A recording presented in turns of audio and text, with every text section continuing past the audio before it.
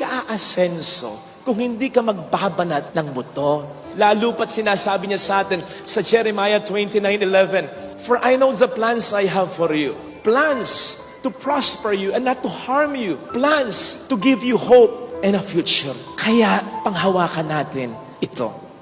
Nevertheless, dapat may kooperasyon din tayo. Alam po ninyo, wala naman tayong ibang dapat gawin kundi sumunod lang sa Diyos. Kapag tayo sumunod sa Diyos, we will be blessed more than we can ever imagine. Mapalad ang taong sumusunod sa Diyos. Bakit paldo-paldo mga biyaya ang ating makakamit kapag tayo sumunod sa Diyos? Sapagkat ano ba ang biyaya para sa atin? Aminin mo ang biyaya para sa iyo. Yung mga magagandang mangyayari sa buhay natin. Biyaya naman talaga yan. Pero papaano yung mga magiging problema natin? Paano yung mga magiging pagsubok natin? Ano yan? Hindi